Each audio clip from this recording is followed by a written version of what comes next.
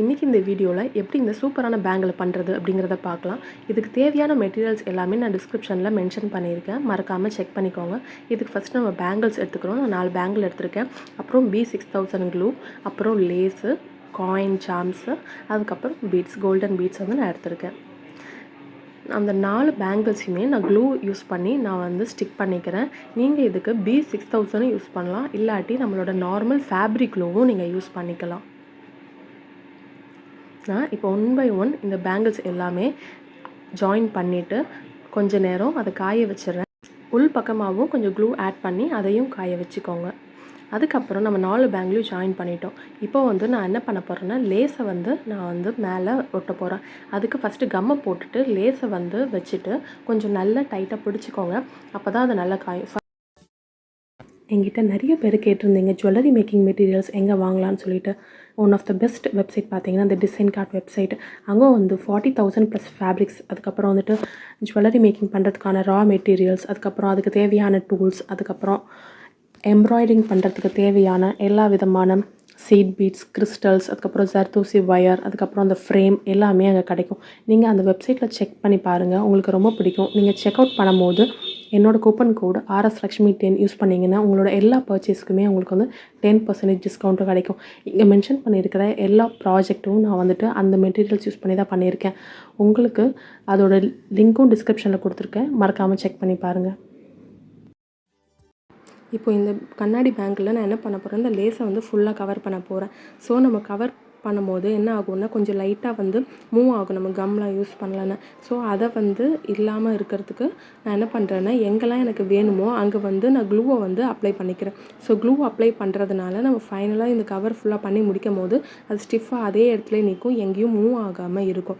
So அதனால தான் நான் க்ளூவை அப்ளை பண்ணிக்கிறேன். அதுக்கப்புறம் நம்ம இந்த கவர் பண்ணும்போது ஸ்ட்ரெயிட்டாக இருக்கிற மாதிரி பண்ணாமல் கொஞ்சம் டயக்னலாக இருக்கிற மாதிரி நீங்கள் கவர் பண்ணிகிட்டே வந்தீங்கன்னா அப்போ தான் உங்களுக்கு பார்க்குறதுக்கு லுக்கு நல்லா அழகாக இருக்கும். நான் இந்த மாதிரி லேஸ் யூஸ் பண்ணியிருக்கேன். இல்லாட்டி உங்களுக்கு டேரெக்டாக சில்க் த்ரெட் யூஸ் பண்ணணும் அப்படின்னு நினச்சிங்கன்னா கூட நீங்கள் சில்க் கோல்டன் கலரும், இல்லாட்டி உங்களுக்கு என்ன கலர் வேணுமோ அந்த கலரில் சில்க் த்ரெட்டை நீங்கள் யூஸ் பண்ணிவிட்டு ஃபுல்லாக கவர் பண்ணிக்கோங்க. இப்போ பார்த்தீங்கன்னா இப்போ ஹாஃப் வேல நம்ம ஃபினிஷ் பண்ணியிருக்கோம். இப்போது எண்டு முடிக்கும் போது நம்ம என்ன பண்ணணும் அப்படின்னா, நம்ம நல்லா க்ளூவை கடைசியாக 2 சுற்றுறதுக்கு முன்னாடி நல்லா க்ளூவை அப்ளை பண்ணிவிட்டு நல்லா அந்த லேஸை டைட்டாக ஹோல்ட் பண்ணிக்கோங்க. கொஞ்சம் நேரம் ஒரு 15 மினிட்ஸ் 20 மினிட்ஸ் நல்லா ட்ரை ஆகட்டும். அப்படி இல்லை நான் ஹோல்ட் பண்ண முடியலன்னா நீங்கள் ஒரு கயிறு சுற்றி அதை நீங்கள் ஒரு நாட் மாதிரி போட்டு வச்சுக்கோங்க. அது கொஞ்சம் நேரம் நல்லா காஞ்சதுக்கு அப்புறம் அந்த கயிறை கட் பண்ணி எடுத்துகிட்டு அதுக்கப்புறம் நம்ம எக்ஸஸாக இருக்கிற பார்ட்டை கட் பண்ணி எடுத்துடலாம். இப்போது நம்மளுக்கு சூப்பரான பேங்கிள் ரெடி ஆகிடும். இப்போது நம்மளுக்கு தேவையான பேங்கிள் பேஸை நம்ம ரெடி பண்ணிட்டோம். இப்போது நெக்ஸ்ட்டு நம்ம பண்ண போகிறது காயின்ஸும் பீட்ஸும் இதில் நம்ம ஆட் பண்ண போகிறோம். ஸோ அதுக்கு நான் ஒயர் எடுத்துக்க போகிறேன். உங்களுக்கு வேணும்னா சில்க் த்ரெட் இல்லாட்டி ஒரு ஒயர் எடுத்துக்கலாம். இந்த ஒயரும் டிசைன் கார்ட்டில் தான் வாங்கினேன். லிங்க் நான் டிஸ்கிரிப்ஷனில் மென்ஷன் பண்ணியிருக்கேன், மறக்காமல் செக் பண்ணிக்கோங்க. ஸோ இப்போ நம்ம என்ன பண்ணுறோன்னா இந்த ஒயரை நல்லா ட்விஸ்ட் பண்ணிக்கிறோம்.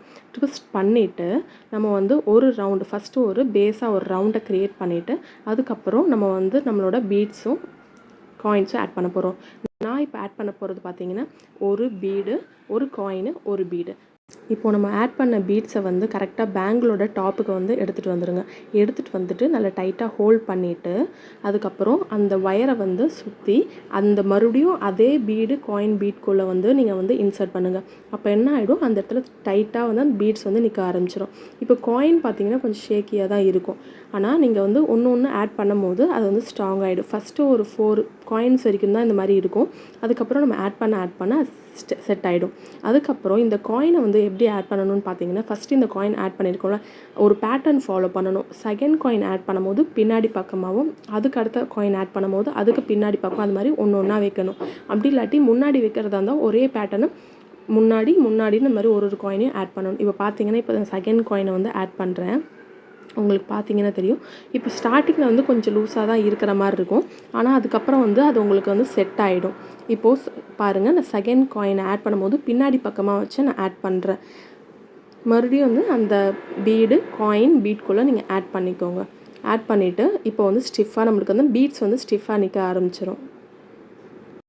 சப்போஸ் நம்ம எடுத்த ஒயர் பத்தலைன்னா எப்படி நம்ம ஒயரை ஆட் பண்ணுறது அப்படிங்கிறத நான் பின்னாடி சொல்லியிருக்கேன். மறக்காமல் ஃபுல் வீடியோ பாருங்கள்.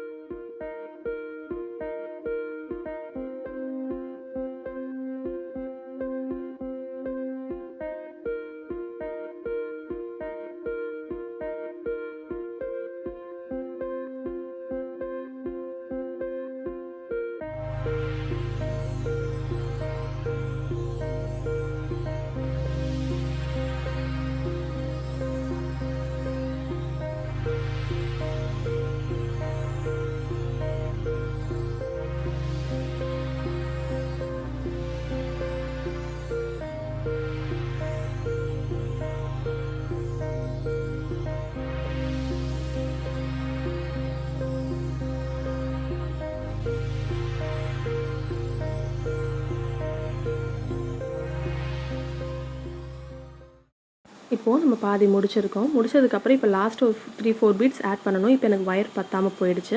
ஸோ இப்போ என்ன பண்ணுறோன்னா 2 ஒயரையும் ஆட் பண்ணிவிட்டு இந்த மாதிரி நம்ம நல்லா திருகி விட்டுக்கோங்க. நல்லா ட்விஸ்ட் பண்ணிட்டீங்கன்னா 2 ஒயரையுமே வந்து ஒரு ஒயர் மாதிரி உங்களுக்கு ஆகிடும்.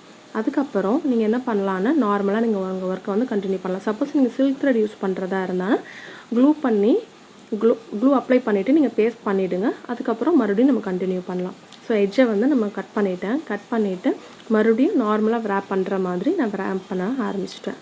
அவ்வளோதான். ஸோ நீங்கள் எத்தனை வாட்டி வேணால் இது மாதிரி நீங்கள் ஒயரை வந்து யூஸ் பண்ணிக்கலாம்.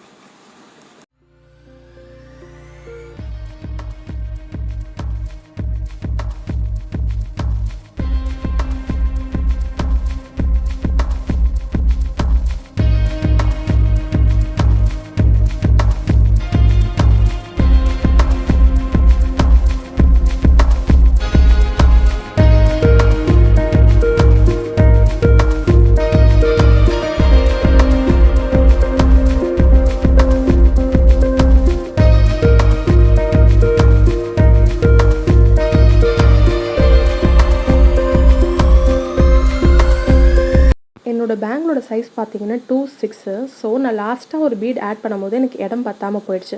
ஸோ நம்ம என்ன பண்ணலான்னா அந்த பீடை மட்டும் ஆட் பண்ணிவிட்டு நம்ம வந்து இந்த மாதிரி ஜம்கா இல்லாட்டி எதாவது ஹேங்கிங்ஸ் மாதிரி அதில் ஆட் பண்ணிக்கலாம். அப்படி இல்லாட்டி நான் வந்து இதில் என்ன பண்ணியிருக்கேன்னா வெறும் காயினை மட்டும் டேரெக்டாக ஆட் பண்ணியிருக்கேன். ஸோ நம்மளுக்கு வந்து எந்த ஒரு டிஃப்ரென்ஸுமே தெரியாது. நீங்கள் பார்த்தீங்கன்னா தெரியும் நம்ம எங்கே ஆட் பண்ணியிருக்கோனே தெரியாது. கரெக்டாக இருக்கும். நான் சொன்ன மாதிரி நம்ம 1 by 1 பேக் சைடு ஆட் பண்ணனாலும் ஃபுல் பேட்டர்ன் வந்து நம்மளுக்கு அப்படியே தான் இருக்கும். நீங்கள் வந்து ஷேக் பண்ணி பார்த்தா கூட நல்ல சவுண்டு கேட்கும். ஸோ ஃபினிஷிங் வந்து இப்படி தான் பண்ணணும். ஃபினிஷிங் வந்து பார்த்தீங்கன்னா நம்ம லாஸ்ட்டு ஒயரில் வந்து இந்த மாதிரி உள்ள லாஸ்ட் ஒயருக்குள்ளே இன்சர்ட் பண்ணி எடுத்து ஒரு சும்மா நாட் மாதிரி ஒரு 2-3 வாட்டி போட்டுட்டிங்கன்னா அது ஸ்டிஃபாக நிற்கும்.